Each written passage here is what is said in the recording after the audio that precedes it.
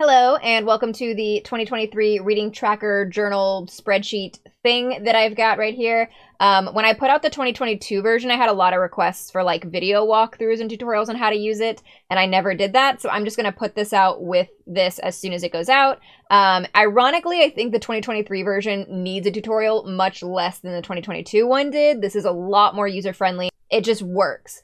But I'm going to do this anyway. So basically, I'm going to walk you through what all the pages are, and then we will input a book together as an example, and you'll know how to use it.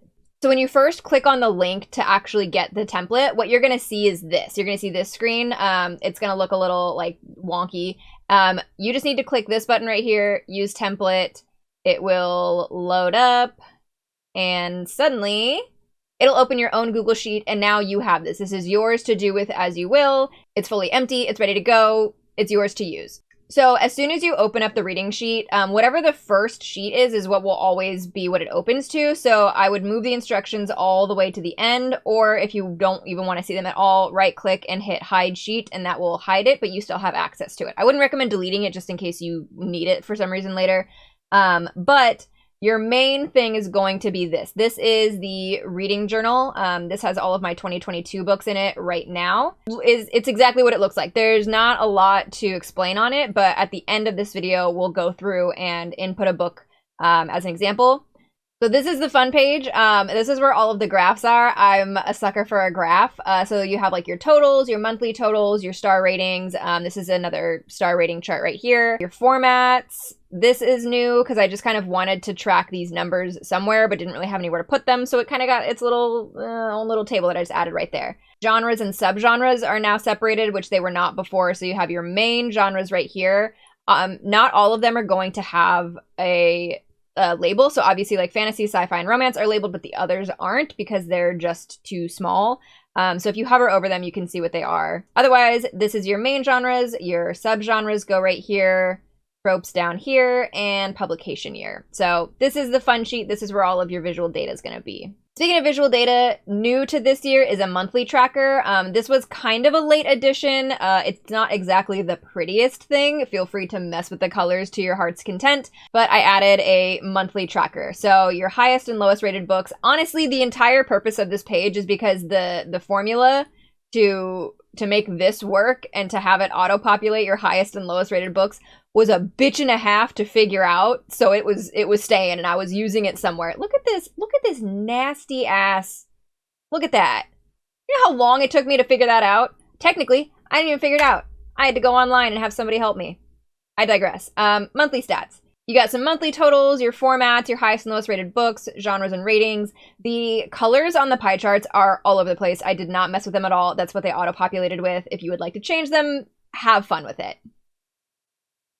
The TBR Tracker is back. When you first get it, the only thing that you will need to put in is your starting TBR as of January 1st. So on January 1st, I had an 84 book TBR. And then each month, you will input how many new books you got. That is the only thing that you're putting in here. Everything else is auto-populated. So the TBR books read auto-populates from your reading journal info, and the TBR count just subtracts your TBR count versus new books and books read and yada yada. So the only thing that you have to worry about is on the first of the year, put in your current TBR, and then each month input how many new books you get. That's it. I added this down here so you can keep track of what books you got, where. Use this however you want. This does not auto-populate anything, so like putting 4 books in here does not auto-populate. This is 4. This is just for you to keep track of stuff, so have at it. Pre-order tracker, you've got the book you pre-ordered, author, the day it's supposed to come out, where you ordered it from. If there are pre-order incentives, let yourself know that you have or have not submitted them here.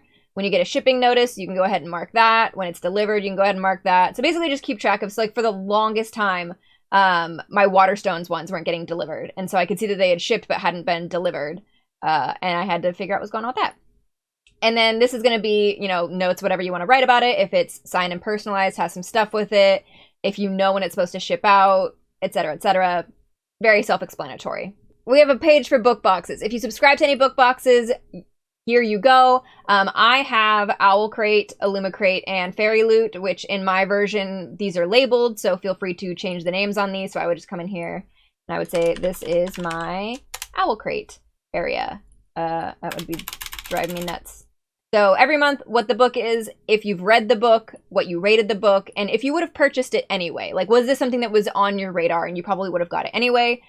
This will calculate, this is a better example because they're actually yeses and nos. This will calculate how many of the ones that you've gotten you've actually read. So like my Luma crate, I have a 30% read rate. Owl crate, I have a 0% read rate this year. I don't want to talk about it. I'm planning for January. And then it will calculate your average rating. If you don't have book boxes, don't worry about this page. If you only have 1 or 2, you're welcome to just delete the ones that you don't need. Hang on. Reset. No lines. Boom. There you go. I actually do need those, so I'm going to take that back. And if you have a 4th book box, just go ahead and pop that in there. And then start your next one. The latest addition to the sheet was this miscellaneous reading sheet. This is essentially for anything that you've read, but you don't necessarily want tracked in your, like, tracked, graphed reading. So the things that are auto-populated here are like short stories, fan fictions, comic books. If you DNF a book and you don't want that counting towards your actual number of books read, you can pop that in here. You could say what percent you DNF'd it from. If you're reading fan fiction, you could say what site it was on, what the source material is from. So this is really just kind of whatever you want to use this for. And we'll talk about this when we do the example sheet in a minute, but anywhere that it has something like this, so say it was something completely different, so you're like, it's not any 4 of these, and it was this, I don't know, other thing. If I could type right, we're gonna, you know what, it's just gonna say that. And then when you go into do it again, it auto-populates that, and then you can just have that in your dropdown. So this is really just anything that you read that you don't necessarily want to have tracked, put it in here.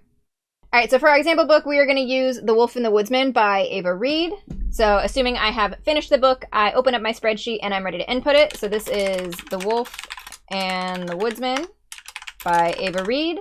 The genre category is a drop-down menu. It would help if I clicked on the right one. So you have these options, and then if it was something different, you would just type it in manually, and the next time that you open the drop-down menu, it would be in there. So like, let's say it's this other genre. And the next time I use the drop-down menu, other genre is down here. So in fact, this one is a fantasy novel. For subgenre, I believe this is a Jewish fantasy novel. It is an adult novel. Let's say we rated it 4 stars. It came out in 2021. Oh my God, this is so good.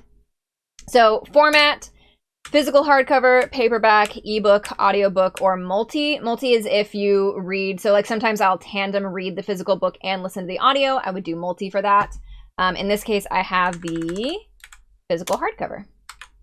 How many pages is this? That is a great question that I don't know the answer to. So personally, I don't count the acknowledgements. Like I count up to the very last page. So like there's a pronunciation guide in this. I'm going to skip through that. And so this is 410 pages. Audio length, I didn't listen to the audiobook. Oh, and obviously the colors are auto-populating. You do not have to do the colors yourself. They're all conditional formatting. So like, obviously it'll change based on how many pages it is, what format it is. Like these are all stuff that's just gonna happen on its own. So here on the 2023 version, it's gonna turn it green if it's a 2023 release. Because that'll just be your eye-catching way of saying this is a book that came out this year. So now if I enter in 2022, it does not turn it green. Pretty self-explanatory. Now for word count, I personally use, there's one of 2 websites I use. So I use wordcounters.org or wordcounters.com, I guess. So I would come in here and say, not Ava, I would say Wolf and the Woodsman. And then for some reason it always has a friggin' CAPTCHA.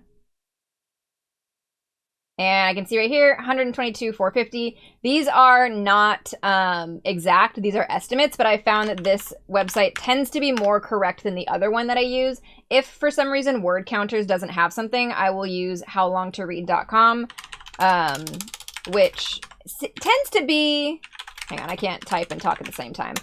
This tends to be a little less accurate, I think, 133 of 950. So they'll have different numbers. I just find word counters to, as far as I can tell, usually be a little bit more accurate. They're never going to be accurate. They're always going to be estimates, but close enough. Let's say I started this book today on the 9th and I finished it on the 13th. So the days to read does not auto-populate because people are going to calculate how many days something took to read how, like, in different ways. So I'm counting December 9th, 10th, 11th, 12th, and 13th. So that's 5 days rather than 4. Some people will say that that's 4 days. Do whatever you want to do. So this is, let me move so it's not blocked by my head. This is Penguin Random House right here. And when you first get this sheet, this imprint list is going to be empty.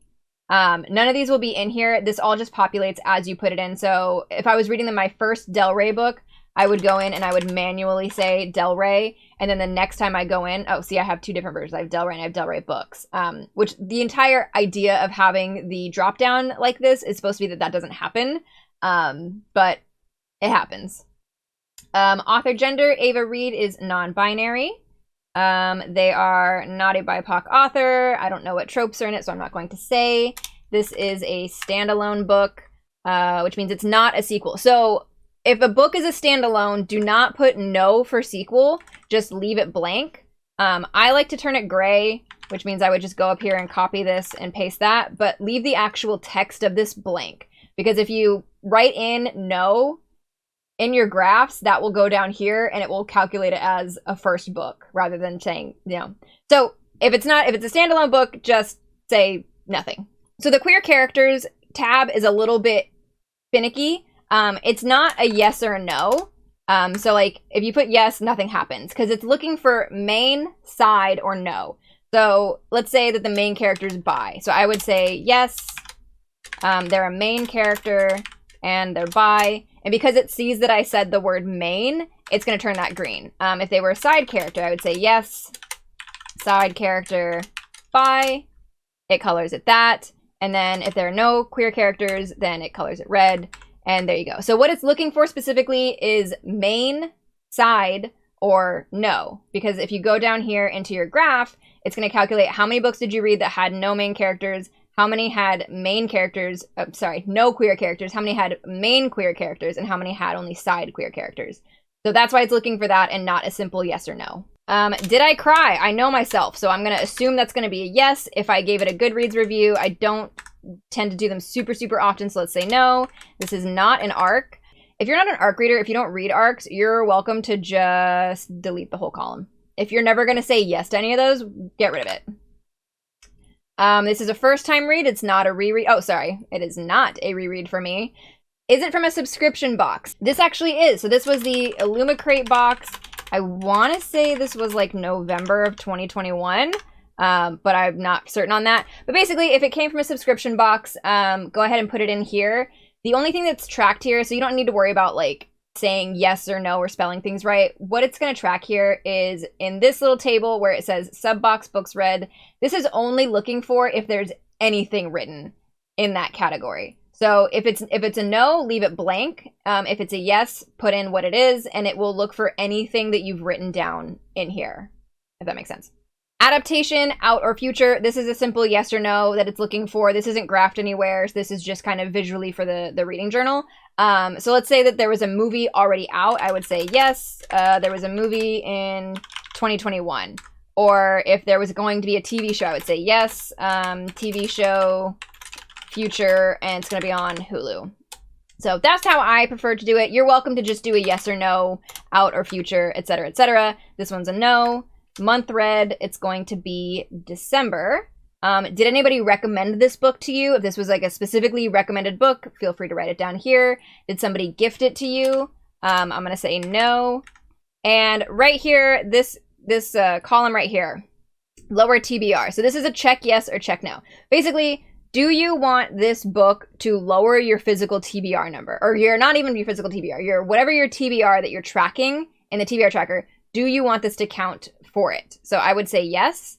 And here in my TBR tracker, my December books read now says 1. My previous December read was The Amber Spyglass, which is the one right above it. I did not mark this as a lower my TBR because that was a reread. I've already read that book. So reading that did not make my TBR go lower, so I didn't check it. So that's new. And there you have it. You would just go in here and you can see now that we have 114 books. It added the pages read, the words read.